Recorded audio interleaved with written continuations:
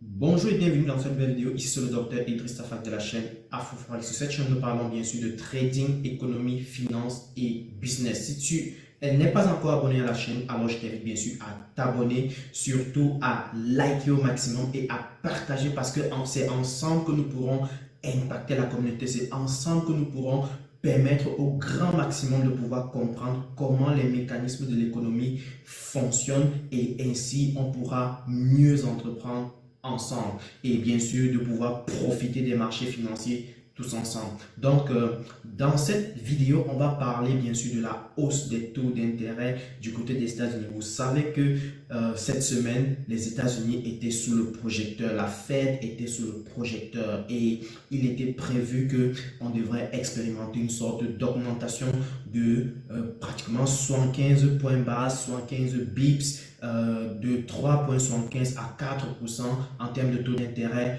du côté des États-Unis. Et ce genre d'augmentation a de très forts impacts actuellement sur les marchés. Ça permet à pas mal d'investisseurs de pouvoir prendre des grandes décisions pour leur portefeuille et même pour certains États de pouvoir prendre certaines décisions en termes de financement de leur économie. Donc, on va entrer en profondeur dans le sujet, on va voir les impacts sur le marché et comment est-ce qu'on va s'en tenir pour la suite, comment est-ce que les paires de devises ont réagi, comment est-ce que les indices ont réagi et bien entendu comment est-ce que les cryptos ont réagi et vont potentiellement réagir. Et restez jusqu'à la fin de la vidéo surtout parce que on va faire également un petit détour sur Dogecoin que vous savez très bien est en train de pump actuellement, qui est en train de faire un bull run exponentiel actuellement sous l'effet bien sûr du buzz lié à Elon Musk qui a acheté Twitter et qui a bien entendu fait une bifurcation en parlant de temps en temps de Doge encore ces récents moments. Donc on va essayer d'aller un peu plus en profondeur sur le sujet. Mais avant de démarrer sur le vif du sujet, je tiens à préciser que nous avons bien entendu lancé un programme de formation, un mini programme de trading qui permet à toi en tant que débutant ou intermédiaire de pouvoir bien sûr démarrer sur les marchés financiers, commencer à faire ses premiers pas et commencer à générer ses premiers gains. C'est un programme qui va se faire totalement en ligne et qui va te permettre bien sûr de pouvoir mettre en place le système en 5 étapes que j'ai mis en place et qui te permettra bien sûr de pouvoir maîtriser désormais comment lire un graphique, comment analyser les marchés financiers de manière concrète, de manière opérationnelle, de manière pratico-pratique et de pouvoir donc détecter les opportunités sur les graphiques et de pouvoir donc les saisir et bien entendu générer tes premiers gains. Donc, c'est un programme qui va vraiment te permettre de pouvoir passer à un autre niveau dans ton trading. Donc, si tu as des questions par rapport à cela, n'hésite pas. Il y a pas mal de personnes qui ont demandé qu'on prolonge, qu'on proroge la promotion qui était en cours. Eh bien, vous avez donc la bonne nouvelle, nous avons prorogé la promotion. Donc, vous avez encore l'occasion de pouvoir payer environ 70 000 francs CFA au lieu de 160 000 francs CFA. Donc, dépêchez-vous cette fois-ci de respecter. Les délais sont fixés pour le 5 novembre, donc dans quelques jours plus seulement, dans quasiment 3 ou 4 jours, les délais vont être terminés. Donc, c'est l'occasion pour toi de pouvoir profiter et de t'inscrire le plus tôt possible et donc de pouvoir désormais partir sur une méthodologie qui a été mise en place par moi-même et je vais vous suivre tout au long de la formation. On aura des séances sur Zoom où je vais vous montrer de A à Z ce qui va se passer et donc si tu es intéressé par rapport à cette formation, n'hésite pas à nous contacter via WhatsApp ou alors, si tu n'es pas encore sur WhatsApp, écris-nous par le numéro d'AfroForex qui se trouve en description de cette vidéo ou encore contacte l'un de nos administrateurs dans les groupes WhatsApp et il se fera le plaisir de vous aider à vous inscrire en vous donnant les modalités y afférentes. Donc, allons donc dans le vif du sujet qui est de pouvoir parler bien sûr de la hausse des taux d'intérêt du côté des États-Unis. Donc, vous le savez très bien, nous avons bien parlé de cette annonce-là depuis notre live de dimanche où on a essayé de faire un détour, on a essayé d'apporter des éléments d'explication qui étaient liés au fait qu'on devrait avoir une grosse augmentation des taux d'intérêt du côté des États-Unis. Eh bien, ceci s'est véritablement passé et vous pouvez voir que à la suite de cette augmentation, il y a eu, enfin, avant même déjà l'augmentation, vous avez certainement remarqué, si on regarde bien nos graphiques, vous avez certainement remarqué que le dollar américain était en train de tenter d'aller à la hausse. Donc, c'était une sorte d'anticipation des investisseurs. Donc, vous pouvez voir ça ici depuis lundi. Et là, nous sommes à la journée de mercredi où on peut voir que le prix est d'abord allé bien en bas après l'annonce. Et vous voyez que la pression haussière s'est manifestée. Une grosse pression. Et ça, je l'ai expliqué tantôt. Ça, c'est ce qu'on appelle les effets d'anticipation. Notez bien ceci. Effet d'anticipation. Donc, les traders, je l'explique encore une fois de plus, les traders en général ont la capacité de pouvoir faire des prédictions ou alors des analyses d'impact d'une augmentation potentielle des taux d'intérêt et de pouvoir donc intégrer cela directement dans leur portefeuille, de pouvoir déjà acheter beaucoup plus tôt si jamais ils sont quasiment convaincus qu'il y a de très fortes chances qu'on augmente les taux d'intérêt. Et surtout en période de crise, c'est très facile de faire des prévisions pareilles. Donc voilà pourquoi on a de telles anticipations qui ont commencé depuis la semaine dernière. Vous pouvez voir que depuis vendredi dernier, jeudi, vendredi, l'anticipation à la hausse du dollar américain s'est fait, à la hausse des taux d'intérêt s'est fait manifester sur les marchés. Et donc, du coup, dès lors qu'on a eu l'annonce aujourd'hui, vous pouvez voir que le dollar a chuté d'abord sérieusement. Et là, on est en train de mettre une pression pour que ça parte maintenant à la hausse. Et ça, je le dis clairement tout le temps lors des lives. Si tu n'assistes pas au live du dimanche 19h GMT, tu dois être là. Ça se passe sur YouTube, ça se passe sur Facebook en même temps. Donc, tu te connectes directement sur la page YouTube AfroForex et tu pourras donc assister au live, tu pourras poser tes questions. Et en général, lors des dimanches, on partage des opportunités à fort potentiel. Donc, n'hésite pas d'y être là pendant les dimanches. Donc, revenons donc à nos affaires. Donc, là, du coup, on a eu cette expérimentation à la baisse du dollar américain. Là, on est sur le DXY. Le DXY qui est l'indice du dollar américain qui mesure l'évolution du dollar américain par rapport à un panier de monnaie compétitif. Donc, on a eu cette chute-là que vous pouvez bien voir sur notre graphique ici, n'est-ce pas? On a eu cette chute qui s'est manifestée exactement pendant l'annonce et actuellement, la pression remonte maintenant avec la hausse du dollar. Actuellement, on est ici et on risque de pousser maintenant à la hausse. Donc, la chute qui s'est manifestée pendant cette annonce-ci n'est rien d'autre que un effet de vente de toutes les personnes qui avaient acheté depuis ici. D'accord? Donc, c'est une vente d'un gros groupe de personnes qui avaient acheté déjà depuis ici. Et maintenant, par la suite, maintenant, il y aura un certain groupe de personnes qui vont certainement continuer d'acheter et le dollar risque de continuer donc d'aller à la hausse. Donc, grosse hausse du dollar américain. Comment est-ce que l'euro USD s'est comporté? On peut bien voir que l'euro USD est en train de faire pression à la baisse. Donc, vous voyez qu'on a tenté d'aller à la hausse. Ça, c'est les stop loss qui ont été sautés à vue d'œil. Donc, on a le prix est allé sauter tous les stop loss, manipulation pure du marché ou alors liquidation des positions de certaines personnes qui avaient déjà vendu ici. Donc,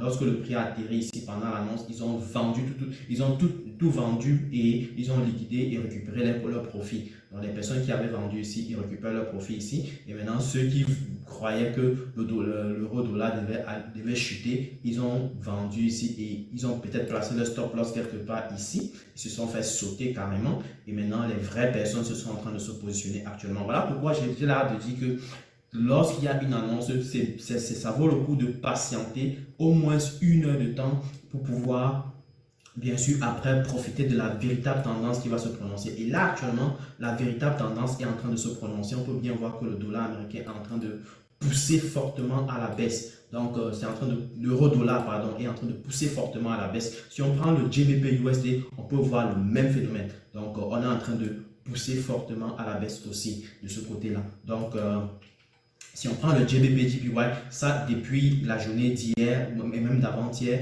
le GBP JPY est en train de pousser à la baisse. On a pas mal d'étudiants qui ont saisi cette opportunité dans le mini-programme. Ils sont plutôt super joyeux. Donc, c'était le sasaye cette semaine sur le marché parce qu'avec ces annonces-là, c'est obligé de pouvoir faire des gains. Donc, il y a pas mal d'étudiants qui ont fait des gains. Félicitations encore à eux. Donc, on a également le GBP, le USD JPY qui a poussé fortement à la baisse. Et justement, on avait prévu qu'un des scénarios, c'était que le USD JPY pouvait venir chercher ce niveau plus bas. Et finalement, il est venu chercher plutôt ce niveau légèrement un peu plus haut. Là, il est venu plutôt tester ce niveau qui a été, bien entendu, surveillé par les marchés depuis un moment. Donc, vous voyez, dès qu'il a frôlé la paf, il est remonté. Donc, c'était comme un niveau de prix vraiment ciblé par le marché. Donc, vous voyez qu'il a été testé ici par plusieurs. NZD-USD, nous avons également eu une explosion à la hausse pendant l'annonce et NZD-CAD également a donné un bon profit dans la matinée avec les étudiants. Donc, c'était super avec eux. Donc, on a également eu une explosion à la hausse avec le AED-USD. Vous voyez qu'on a exactement le même phénomène sur les paires de devises qui sont cotées en dollars américains. Donc, le GBP-NZD a fait sa continuité à la baisse. Ça, c'est ce qu'on avait prévu dans le groupe des étudiants. Donc, pour ceux qui ont profité, félicitations. Et pour le USD-CHF, on est encore, il n'y avait pas d'opportunité concrète actuellement. Donc, on a laissé faire. Donc, il n'y avait rien de concret. Donc, ça, c'est pour ce qui est des paires de devises. Maintenant, pour ce qui est des indices, on peut bien voir que les indices sont en train d'exploser à la baisse et on a également pas mal d'étudiants dans le programme Pro qui ont pu saisir la vente sur pas mal d'indices, que ce soit le Nasdaq ou le DAX. Donc, ce sont les deux favoris dans le groupe. Donc, nous tradons le Nasdaq et le DAX. Donc, du coup, il y a eu pas mal d'étudiants qui ont saisi la baisse, la chute depuis le matin et vous pouvez voir qu'on ne fait que continuer la chute qui a commencé à se manifester depuis le matin.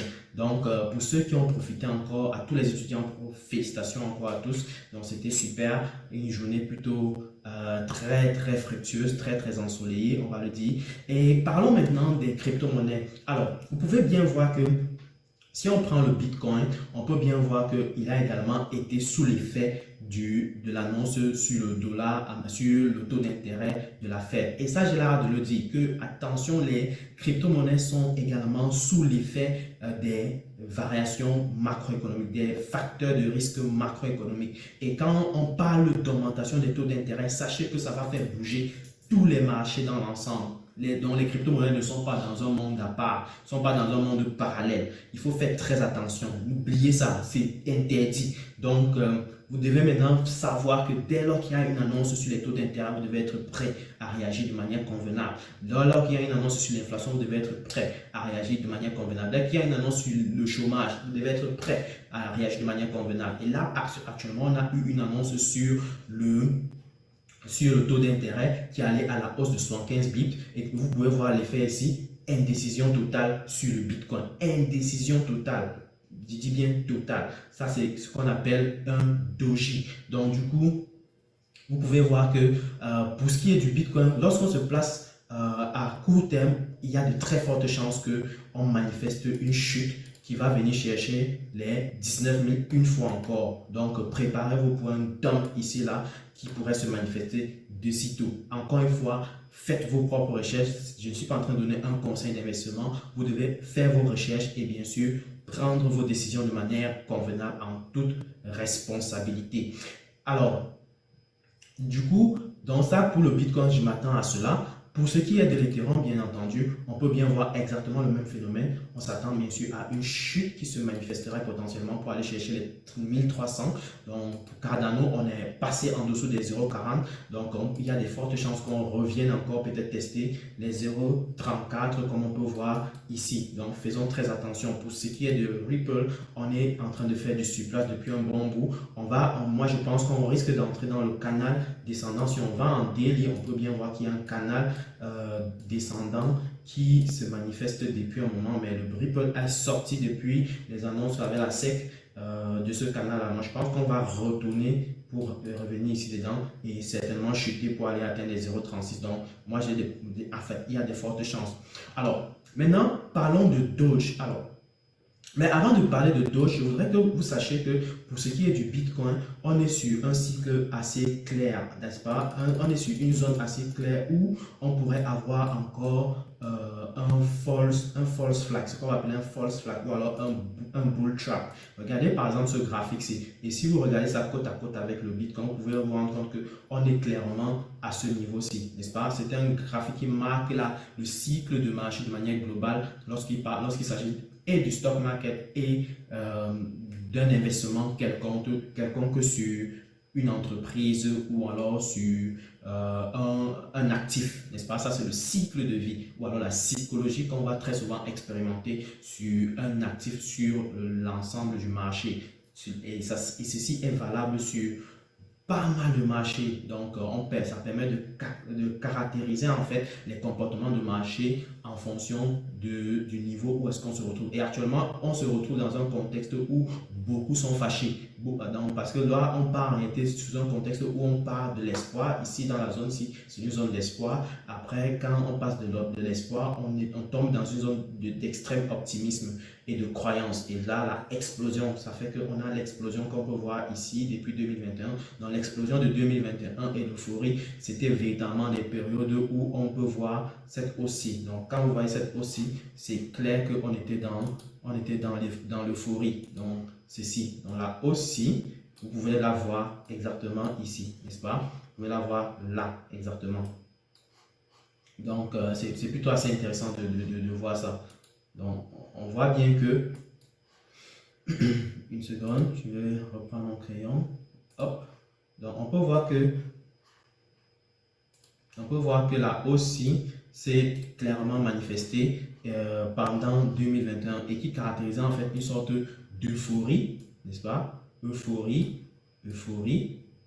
Après, on a commencé à chuter à partir de mai 2021.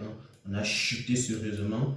Donc, on a fini de chuter. On a commencé à stabiliser. Donc, on est dans cette zone-ci, n'est-ce pas? Donc, la zone-ci correspond exactement à celle-ci, où on peut voir le prix du Bitcoin stabilisé. Et moi, je pense qu'on pourrait encore avoir une chute supplémentaire, n'est-ce pas? D'après ce schéma-ci, on risque d'avoir une chute supplémentaire avant de revoir le Bitcoin reprendre. Donc, la chute supplémentaire va certainement venir d'ici à là. On ne sait pas encore. On ne peut pas timer celui-là, mais ça, préparez-vous en fait. Moi, je pense que le catalyste principal qui peut manifester cette chute-là, c'est la récession.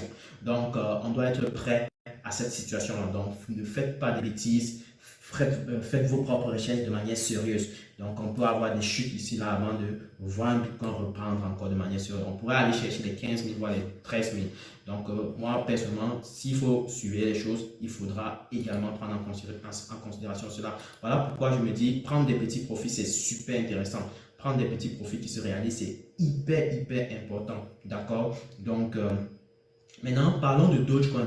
Pour ce qui est de Dogecoin, il y a quelque chose qui est intéressant que Elon Musk a dit aujourd'hui sur Twitter. Il a dit tantôt qu'il y a des chances qu'on puisse faire payer en fait des certifications sur Twitter pour pouvoir éviter que les gens spamment beaucoup de personnes, parce que je vous ai déjà caractérisé, il y a trop de spam, il y a trop d'arnaques, il y a trop de hacking sur des comptes sur Twitter. Donc ça, je crois que tellement des personnes se plaignent à longueur de journée à cause de cette situation-là. Et donc, du coup, il y a de fortes chances que pour pouvoir pallier la situation, on intègre en fait la certification Blue sur Twitter pour pouvoir permettre aux gens d'éviter d'être spammés, d'éviter d'être hackés, d'éviter d'être arnaqués à la limite. Donc, c'est une valeur moyenne qui pourrait coûter de 8 $. Je tiens à rappeler que Elon Musk, c'est quelqu'un qui a œuvré dans le paiement mobile, le paiement sur Internet avec PayPal, dès les débuts de PayPal. C'était le premier, enfin, c'était lui qui avait fondé PayPal, vous vous rappelez. Donc, il a encore ça dans ses gènes. Il a encore cette possibilité-là dans ses gènes. Donc, est-ce qu'il ne va pas peut-être mettre en place un processus de paiement Internet grâce à Twitter? Parce que Twitter, c'est beaucoup de monde, c'est des milliards de personnes, c'est quasiment des milliards de personnes sur Twitter. Donc, vous pouvez imaginer que si il intègre ça, ce sera une explosion totale. Imaginez un seul instant que le nombre de personnes qui doivent utiliser ça, peut-être pour faire des dons, un peu comme ça se fait sur YouTube, un peu peut-être, ou alors pour faire des paiements de publicité. Imaginez un seul instant que ça se fasse en Dogecoin, puisque il y a quelque part une possibilité que le Dogecoin soit intégré dans la version blockchain de Twitter. Donc, du coup, imaginez que tous les paiements, la majorité des paiements se font en Doge. Imaginez, ça pourrait se conclure par une explosion mais systématique de Dogecoin. Et là, actuellement, ça voudrait dire qu'il faudra beaucoup plus voir sur cet aspect-là sur le long terme. Mais encore une fois, parlant du court terme, on peut bien voir qu'il y a eu un essoufflement sur le